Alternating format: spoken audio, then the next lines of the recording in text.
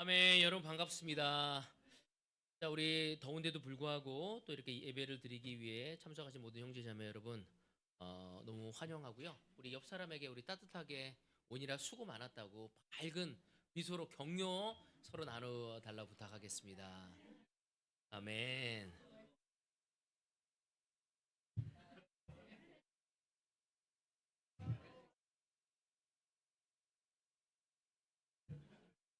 아멘. 자, 정말 우리 김상장 형제가 교캉스라고 했는데 새로운 단어를 만들었는데 정말 여기 오니까 시원해서 너무 좋은 것 같습니다. 그리고 우리 예원이가 이제 우리 대구교회 정 멤버로서 우리 신랑 우리 어, 세희의 옆에 딱 앉아서 예배를 드리는 모습을 딱 지금 보니까 이가 너무 아름다운 것 같습니다. 세희도 뭔가 더 듬직하고 늠름한 모습으로 보여지는 것 같습니다. 오늘 제가 여러분과 나누고 싶은 말씀은요, 하나님의 섭리와 어, 그 주권을 인정하라는 말씀을 나누고 싶습니다. 아, 제가 계속적으로 요즘에 여호수아를 통해서 말씀을 전하고 있는데 오늘도 본문 말씀은 여호수아를 통해서 여러분과 이야기를 나누겠습니다. 때로는 우리의 삶에 있어서 우리의 삶의 주권이 나에게 있다고 생각할 때가 참 많지만 참 우리 인생을 살펴보면은 우리 뜻대로 움직여지지 않는 모습을 다시 겸손하게 우리의 삶을 살펴봤었을 때 우리가 우리의 삶을 주인이 돼서 살아가기보다는 하나님이 우리의 삶의 주인이 되었을 때 우리의 삶이 얼마나 놀라운지를 다시 한번 살펴보게 될 수 있죠. 오늘도 특별히 우리 김상황 형제가 최성황 상황 형제를 통해서 좀 느낄 수 있었던 건 뭐냐면 두 사람 너무 사랑한 나머지 같이 부르게 됐어. 우리 상황 형제를 통해서 느낄 수 있었던 건 하나님을 알게 되어서 그의 변한 모습들. 만약에 정말 그가 하나님을 몰랐다면 돈을 버는데 더 많이 신경 쓸 거예요. 어떤 사람은 재력을 갖기 위해서 가장 소중한 것이 무엇인지도 모르고 거기에 빠져 있는 사람도 보고, 또 어떤 사람은 권력을 가져가기 위해서 끊임없이 거기에 빠져서 가족을 돌보지 못하는 사람, 어떤 사람은 다른 사람에게 인정을 받기 위해서 또 더 많은 사람에게 존경을 받기 위해서 가장 가까인 사람에게 사랑을 받고 존경을 받아야지만 그들에게 외면을 당하는 사람들도 보게 됩니다. 오늘 이 시간 하나님의 섭리와 주권을 받아들이는 삶이 얼마나 아름다운 것인지를 오늘 이 성경의 말씀을 통해서 우리가 보고 또 우리의 오늘의 이 삶을 주님의 섭리와 주권을 받아들일 수 있는 우리 모두가 되어지길 바라면서 오늘 이 말씀을 나누고 싶습니다. 오늘 우리는 여호수아와 이스라엘 백성이 그 가나안 땅을 정복하고 분배하는 과정을 통해서 하나님의 섭리와 주권이 얼마나 깊고 또 신실한지를 함께 살펴보려고 합니다. 하나님은 이스라엘 민족에게 있어서 이 약속의 땅을 점령하는 과정 속에서도 보이지 않는 그의 하나님의 놀라운 섭리를 통해서 그들을 인도하고 또 많은 축복과 은혜를 베푸셨습니다. 그때와 마찬가지로 지금도 우리의 삶 속에서 보이지 않는 손길로 계속적으로 일하고 계시는 분이 우리의 주님임을 우리 알아야 합니다. 오늘 우리가 이곳에서 예배를 드리는 것, 어쩌면 그것은 주님의 섭리였고 보이지 않는 그 힘에 의해서 우리가 이곳에 나왔으리라고 저는 믿습니다. 그리고 우리가 그 섭리와 주권을 신뢰할 때 하나님의 약속은 현실이 되고 그 순종은 우리에게 아름다운 영적 열매를 맺어가게 될 것입니다. 오늘 저의 첫 번째 포인트는 하나님의 약속은 두려움 속에서도 반드시 이루어진다는 것입니다. 여호수아는 그 가나안 땅을 정복해야 하는 아주 막중한 사명을 받았었을 때 그의 마음은 어땠을까요? 모세가 죽고 나서 여호수아가 그 거대한 정말 이렇게 많은 사람 이스라엘 모든 사람에게 존경을 받는 그 모세가 정말 이렇게 이집트에서 약속의 땅까지만 왔고 들어가지 못했어. 근데 그 점령해야 할 땅은 너무나 견고한 성들과 아주 강한 민족들로 되어 있는데 거기를 싸워서 이겨야 하고 점령해야 하고 또 모든 사람의 리더십이 모세에 압도되었던 그들에게 그들을 모세의 그 리더십을 대신해서 자신이 그것을 다 해야 한다는 것을 알게 되었었을 때 마음이 어땠을 거라 생각하시죠? 굉장히 두렵고 떨리고 정말 내가 이걸 감당할 수 있을까? 어쩌면 우리의 삶의 속에서도 내가 내 가정을 지키고 또 내 회사에서 또 내 비즈니스를 잘하면서 내가 영적인 삶을 잘 살 수 있을까? 내가 감당할 수 있을까? 하지만 여호수아가 느끼는 감정을 우리도 때때로는 우리의 삶 속에서 느껴질 때가 있습니다. 그때 하나님께서 여호수아에게 주신 첫 말씀을 우리 읽습니다. 여호수아 1장 3절 내가 모세에게 말한 대로 너희 발바닥이 닿는 곳은 어디든지 내가 너희에게 주겠다. 여호수아는 그 가나안 땅을 정복해야 하는 그 막중한 사명을 받았었을 때 감히 그것을 감당할 수 있을까라는 두려움과 초조함이 그의 마음을 사로잡고 있었습니다. 그때 하나님은 그에게 말씀하신 게 뭐냐면 너희 발바닥이 닿는 곳은 어디든지 내가 너희에게 주겠다라고. 이 말은 뭐예요? 여호수아야 두려워하지 말라고. 내가 너와 함께 할 것이고 너가 해야 할 그 일은 나를 통해서 이루어질 것이라는 것을 이야기하신 것입니다. 이 얘기를 1장 3절의 내용을 잘 보면요. 어떤 내용이냐면 이미 이루어진 것처럼 이야기하시는 거거든요. 왜 이루어진 것처럼 하나님이 말씀하셨을까요? 하나님의 약속은 어떤 시간에 제한되어 있지 않는 영원한 진리이기 때문입니다. 그 진리를 통해서 여호수아를 통해서 계속적으로 그 일을 완성해 가실 것을 하나님은 알고 있었기 때문에 이미 아직 들어가기 전에 이것이 너에게 주어졌음을 이야기하고 계신 거죠. 좀 우리 삶에 있어서 우리가 감당해야 할 나의 부부관계, 나의 자녀 양육, 내가 잃어버린 영혼을 구원하는 내 주변에 있는 이웃들에게, 내 동료들에게, 이 대한민국 사람들에게 어떻게 말씀을 전해야 할지 벌써 하나님은 주셨다고 이야기하고 있습니다. 이제 중요한 것은 우리가 그것을 믿고 갈 수 있냐는 것입니다. 바로 여호수아는 그 말씀을 믿고 그 약속을 믿고 나아갔었을 때 마침내 그 가나안 전쟁에서 승리할 수 있었고 그 일을 완수할 수 있었던 것입니다. 여호수아는 알고 있었어요. 이것을 정복하기 위해서는 자신의 능력이 아니라 하나님의 섭리와 주권에 의해서 모든 것이. 저는 요즘에 그런 고민을 합니다. 제가 대구에 내려온 지 15년이 넘었어요. 이제 곧 16년이 되거든요. 내려올 때는 너무나 힘든 마음으로 왔지만 나에게 주어진 이 대구의 미션을 너무 놀랍게 하고 싶다는 마음이 늘 제 마음속에 있어요. 근데 시간이 가면서 내 뜻대로 이루어지지 않는 거야. 거기에서 수많은 낙담과 좌절과 또 원망과 또 누군가를 탓하고 싶은 마음을 제 마음속에 너무 많이 일어났습니다. 근데 이번에 제가 발리에 가서 느꼈던 건 뭐냐면 내가 너무 믿음이 없구나. 내가 바라보고자 하는 것만 바라보고 있고 하나님이 보여주고자 하는 것을 보지 않았던 거예요. 만약에 여호수아가 그 약속의 땅을 점령하러 갈 때 모세가 그 약속의 땅의 앞에서 죽은 모습만 보고 있었고 또한 모세만 존경했던 사람들이 여호수아에게 반항심을 갖고 잘 따르지 않는 모습을 보고 부정적인 모습을 보고 내가 점령해야 할 그 땅에 강한 사람들만 봤다면 그걸 점령할 수 있었을까요? 그는 점령할 수 없었을 것입니다. 그렇지만 그는 그의 눈앞에 보이는 현실이 아니라 하나님의 약속을 그의 능력을 그가 가지고 있는 힘을 상황을 본 것이 아니라 하나님을 바라보고 있었던 거죠. 이 약속의 땅의 점령은 나의 힘과 나의 능력으로 될 것이 아니라 오직 하나님에 의해서 될 거예요. 내가 아닌다면 다른 사람을 통해서도 그 약속은 이루어질 거라는 믿음이 있었던 거예요. 형제자매 여러분, 2025년 우리가 놀라운 기대를 갖고 시작했으리라 믿습니다. 여러분 아직까지도 올해 여러분이 변화되어질 것이고 여러분이 이루고자 하는 것들에 대해서 하나님 안에서 이루실 것을 믿고 있습니까? 하나님은 약속 속에서 우리에게 주어진 그 미션을 분명히 이루실 것입니다.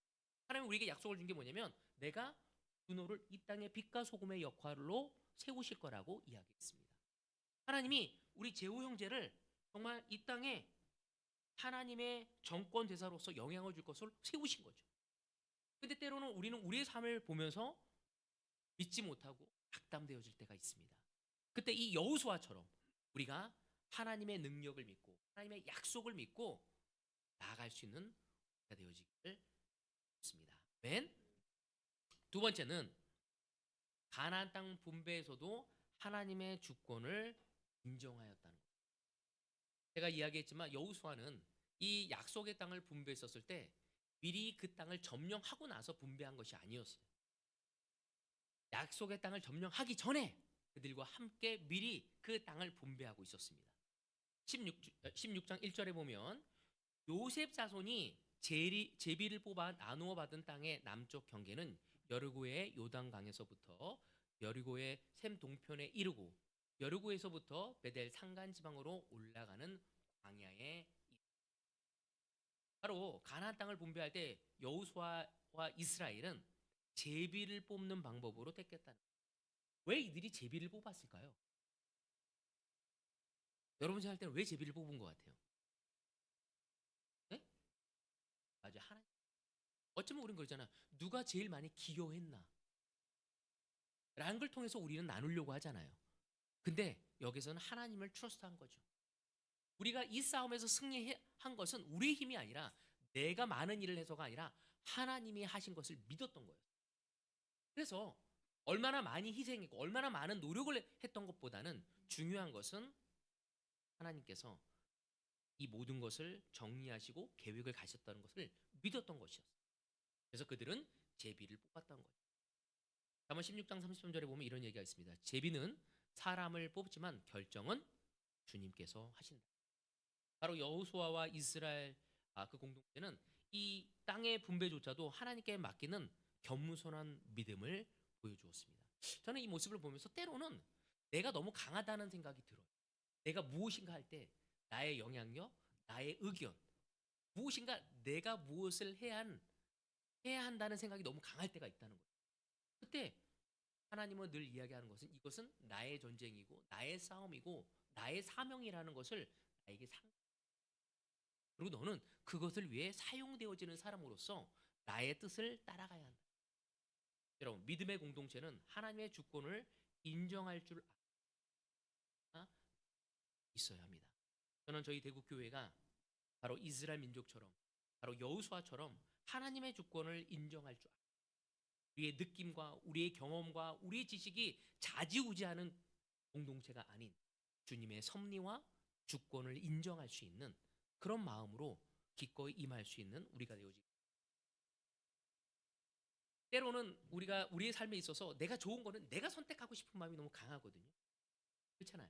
그래서 싱글 때는 내가 좋아하는 어떤 그 형제나 자매를 잘 되기를 원하거든요. 근데 하나님은 그런 것보다는 새로운 사람을 나에게 허락하시거든요. 그때 깨닫게 돼 나중에 가서. 또 우리 상황이 되지만 내가 왜 서울에서 여기 내려왔는지 또 정말 이렇게 그 법인에 있다가 자기가 혼자 차렸는지 비교해 봤었을 때 아마 거기 있었다면 나는 들었을 것 같아요. 저도 나중에 처음에 그것을 내가 원해서 선택하지 않고 원하지 않은 상태에서 그 길을 걷게 됐었을 땐 원망과 어려움이 있을 수 있다는 거죠. 그렇지만 하나님의 주권과 섭리를 인정했었을 땐 하나님이 왜 그렇게 했는지 나중에 깨닫게 되어지는 게 너무 많이 보여지는 모습을 우리는 알 수 있습니다. 그래서 우리의 삶에서 정말로 그분의 주권을 인정할 수 있는 우리가 되어질 때 우리는 좀 더 우리의 상황에서 벌어지는 것을 기쁨으로 믿음으로 힘차게 나갈 수 있게 될 수 있으리라 저는 믿습니다. 네? 세 번째, 하나님의 섭리는 우연처럼 보이지만 필연이다는 것입니다. 여호수아가 여리고성에 점탕꾼을 보냈을 때 그들이 만난 사람들은 놀랍게도 누구였죠?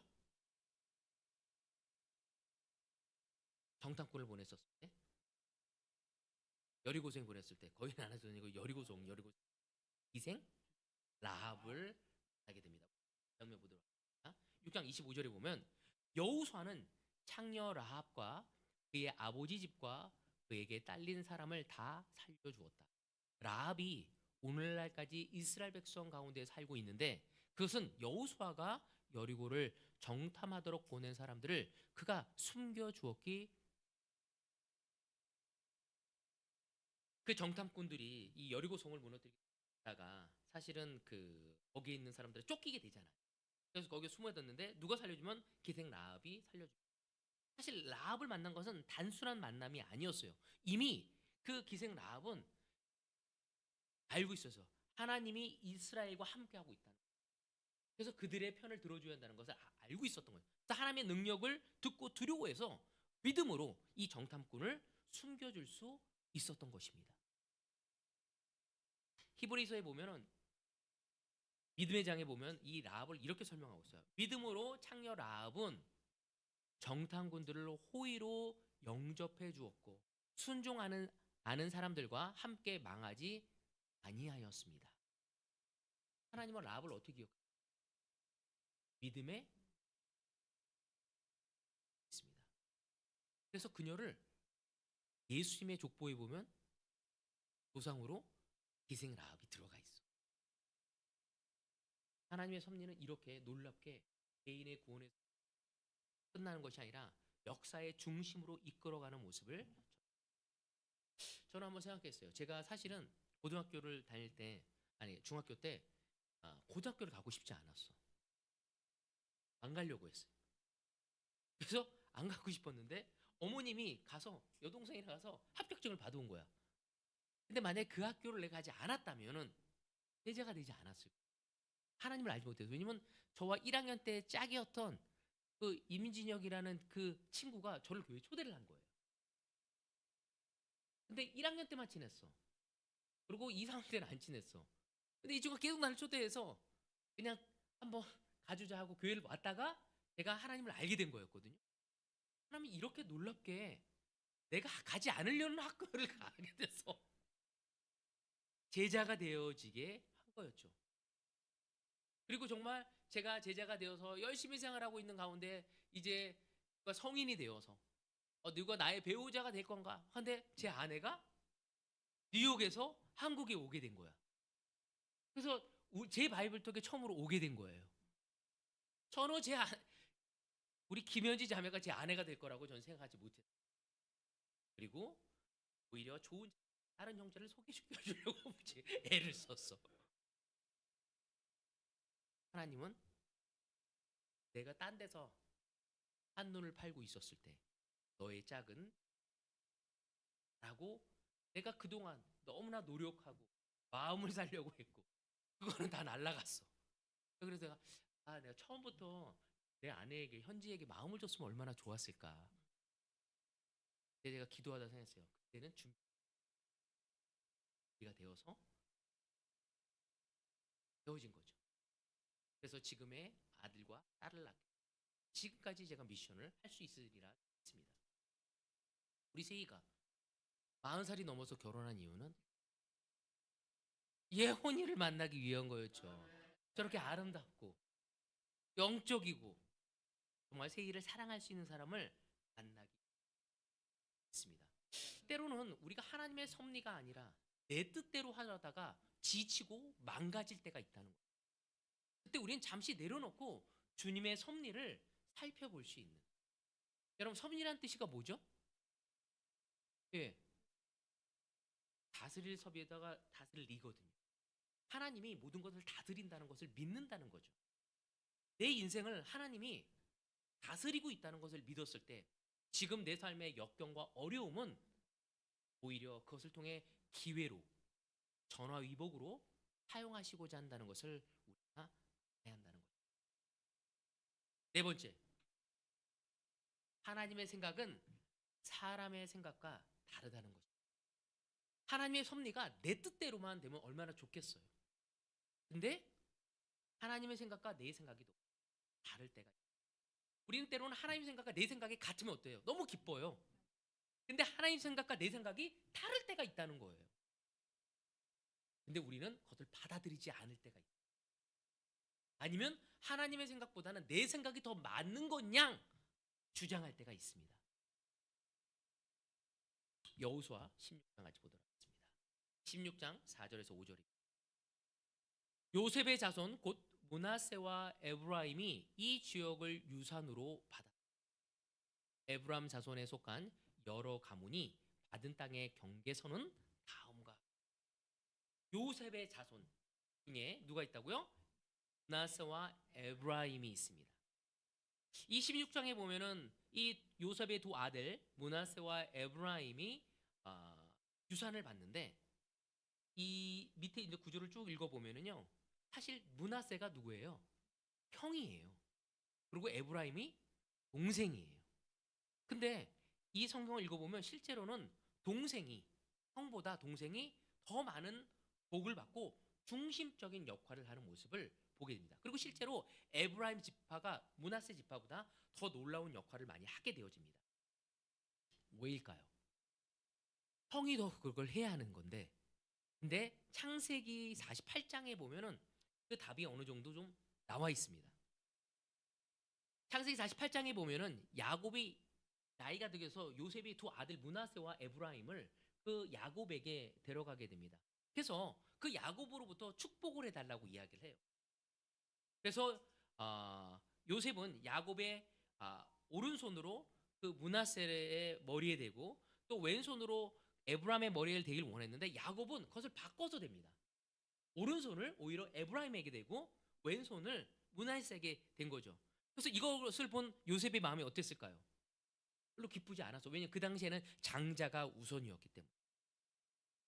그때 야곱이 요셉에게 이야기합니다. 48장 19절 20절에 보면, 그러나 그의 아버지는 거절하면서 대답하였다. 나도 안다, 내 아들아. 나도 안다. 원래는 눈이 어두워서 그렇게 한 줄 알았던 거예요. 나도 안다.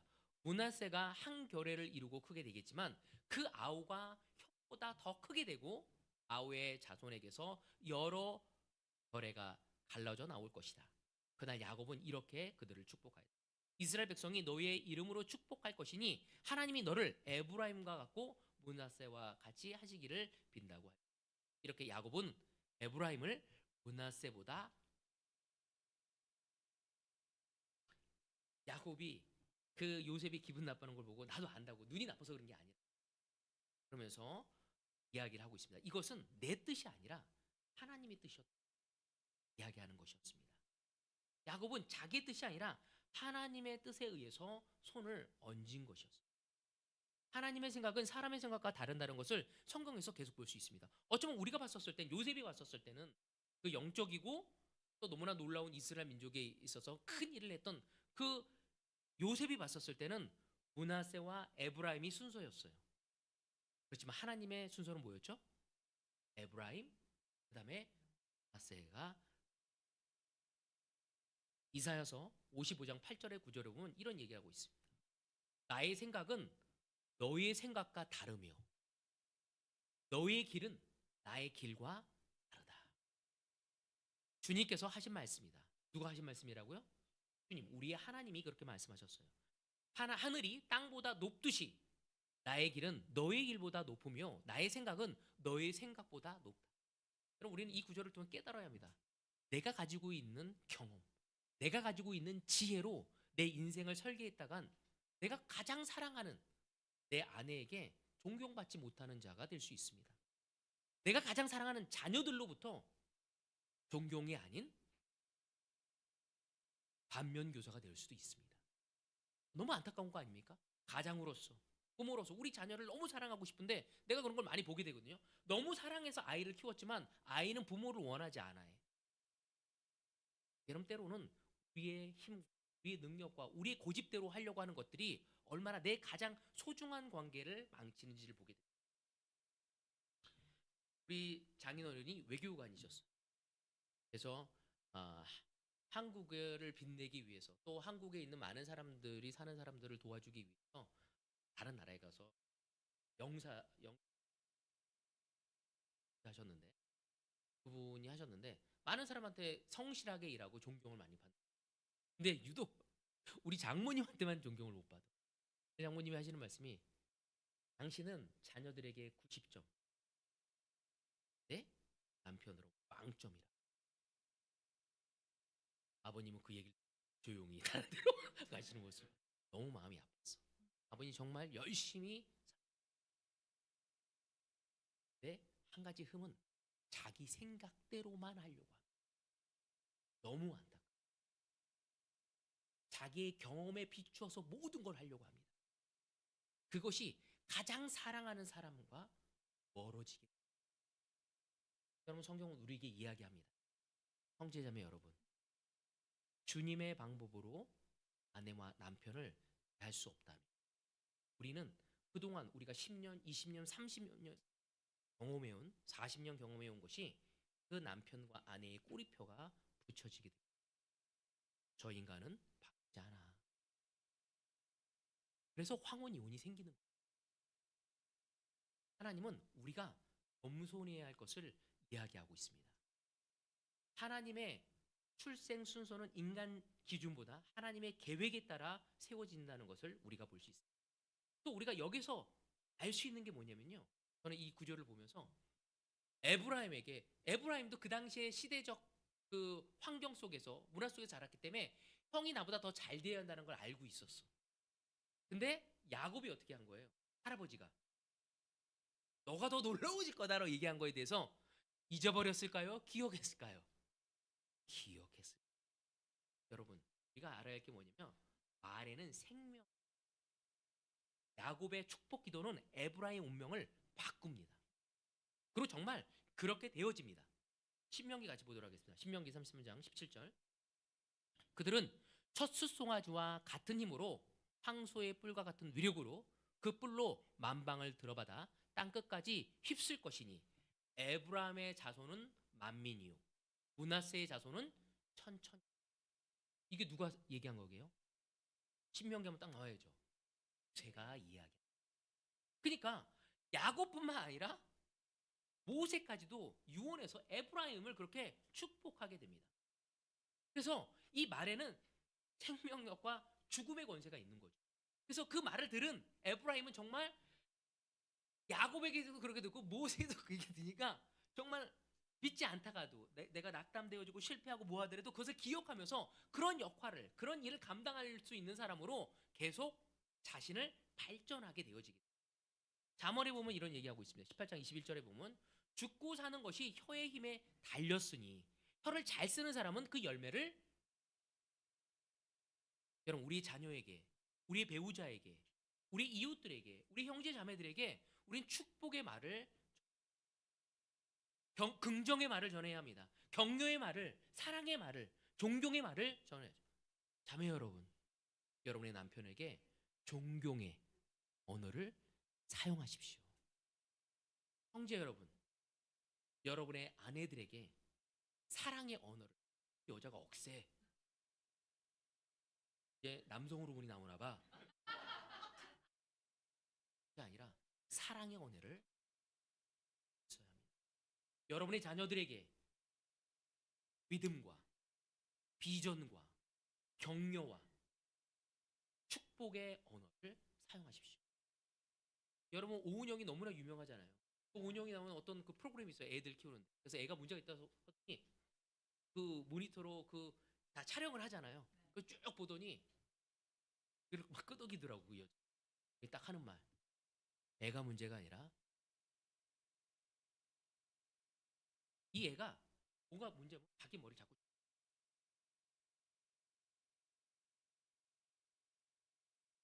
보니까 부모가 아이한테 그러한 말을 계속하는. 풋다운돼요. 그러니까 낙담되어지는. 너는 왜 이모냐 하지 마. 뭐해? 마음을 왜 그걸 해야 하는지, 왜 그걸 했을 때 엄마 아빠가 마음이 아픈지 이런 내용을 하지 않고 명령 위주로만 갔기 때문에 그 아이는 부모를 사랑했기 때문에 그 말로 자기를 평가한 거죠. 자기의 자아의 모습을 그렇게 그려놓은 거야. 너는 원래 게을러. 넌 멍청해. 넌 숫기가 없어. 넌 재능이 없어. 넌 둔해. 너 이렇게 말을 못하니? 너는 이렇게 소통이 안 되는 애야. 너 왜 이렇게 게을러? 그것을 매일 하진 않지만 표정으로, 분위기로 우리가 있습니까? 우리가 가장 눈에 넣어도 있지 않는 그 아이들에게 우리는 어떠한 말로, 여러분 형제 자매들에게 어떻게 대하고 있습니까? 여러분, 우리 수 자매에게 어떠한 얘기를 하고 있습니까? 맞아요. 상수기의 섬세한 그 조언이 얼마나 놀라워, 얼마나 정말 이렇게 지혜로운지, 얼마나 친절한지, 얼마나 항상 최선을 다하고 있는지, 그런 아름다움을 이야기하고 있는데,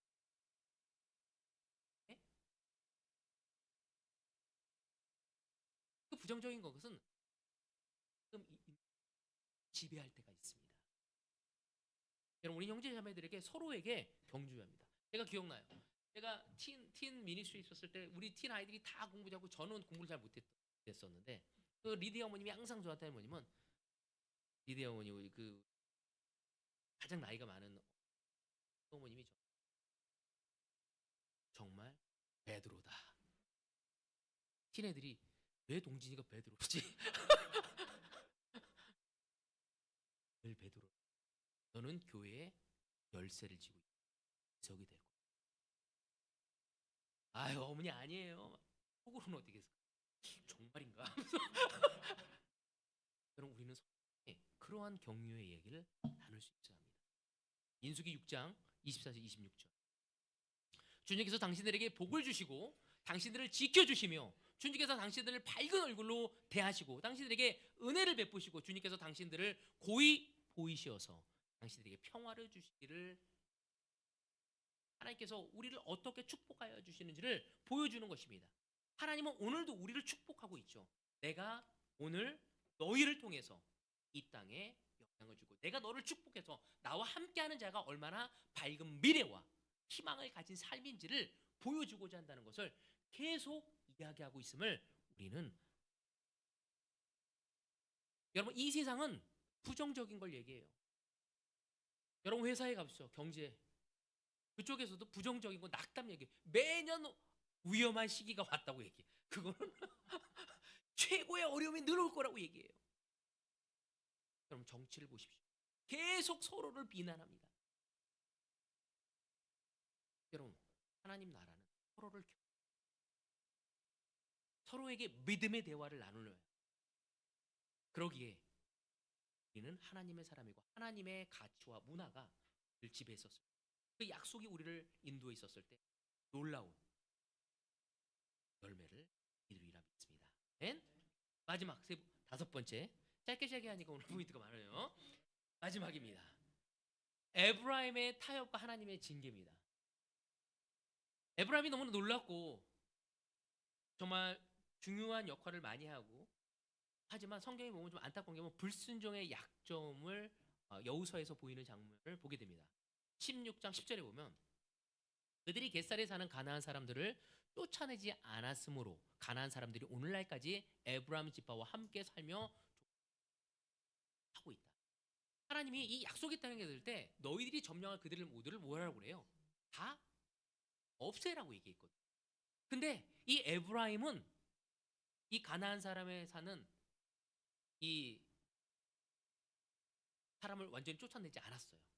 이유가 뭘까요? 겟살의 사람을 왜 쫓아내지 않았을까요? 쫓아내라고 했는데 그들을 순순히 받아들였어. 이스라엘 사람들 두려워하면서 미리 겸손 납작 엎드렸던 거예요. 그리고 또 하나는 이스라엘 민족은 유목민이었어. 정착민이 아니었어. 농경 사회를 한 게 아니었거든. 근데 이들은 여기에 농경 사회를 가졌던 사람들이었어. 지혜가 있을 수 있었어. 그러니까 그들이 필요했던 거야. 그들이 우리한테 대들지도 않고 나한테 불편하지 않았던 거였죠.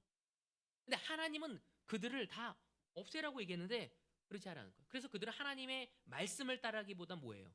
굉장히 휴머니즘, 인간적이고 경제적인 논리로 결정하게 돼요. 여러분, 때로는 우리는 영적인 사고와 결정을 해야 할 시간에 우리는 굉장히 인간적으로 받아들일 수 있습니다. 그리고 경제의 원칙에, 성경에 그 경제의 원칙으로 다 망한 사람들 많이 있잖아요. 하나님의 명령에 불순한, 나중에 그들에 의해서 에브라임이 엄청 고생을 하게 되어집니다. 신명기에 보면 이런 약속을 했어요. 하나님이 이게 신명기 뭐냐면 약속의 땅에 들어가기, 모세가 여호수아가 리더십을 가져가기 전에 이야기한 거잖아요.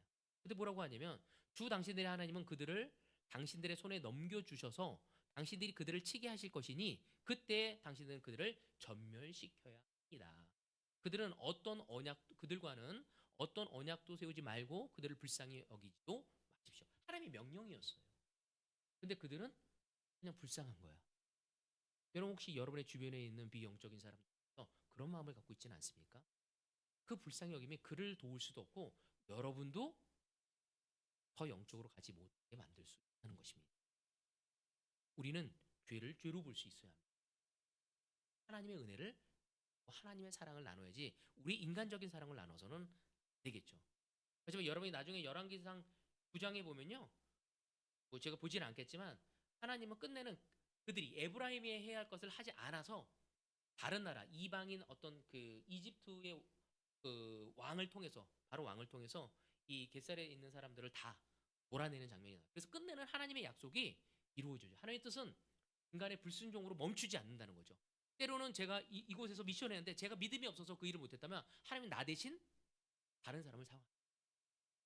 하나님이 상황일을 이곳에 보낸 게 그 미션을 하기 보냈지만 상황에 그 일을 안 한다면 누가 할까요? 다른 사람을 세워. 하나님이 우리 안희실을 서울에서 보냈어요. 대구 땅을 더 놀랍게 복음을 전하. 안 한다면 누가 할까요? 여러분 오늘 이 시간 우리는 하나님의 뜻을 순종해야 합니다. 우리가 알아야 할 것은 순종은 손해가 아니라 하나님의 뜻을 경험하는 길이라는 것을 받아들여요. 그때 하나님은 우리를 축복할 거예요. 자, 그렇다면 여러분에게 물어보죠. 어떻게 우리가 하나님 말씀에 순종할 수 있을까요? 어떻게 하면 순종할 수 있을까요? 합니다. 신명기 6장 5절 마지막으로 당신들은 마음을 다하고 뜻을 다하고 힘을 다하여 당신들의 하나님을 우리가 하나님을 사랑하면 신뢰하게 되고요. 신뢰하게 되었을 때 순종하게 되어져. 여러분 사랑하지 않으면 신뢰하지 못. 하나님 신뢰하지 못하니까 내 뜻대로 하고 싶어, 내 감정대로 하고 싶은 거예요. 하나님 신뢰하지 못하니까 순종하기 어려운 거죠. 여러분 이스라엘과 여호수아 또 라합과 에브라임이 하나님의 역사 속에서 우리에게 다음과 같은 첫 번째 뭐냐면 하나님의 약속은 받. 이걸 보면서 너무나 확신하게 됐어요.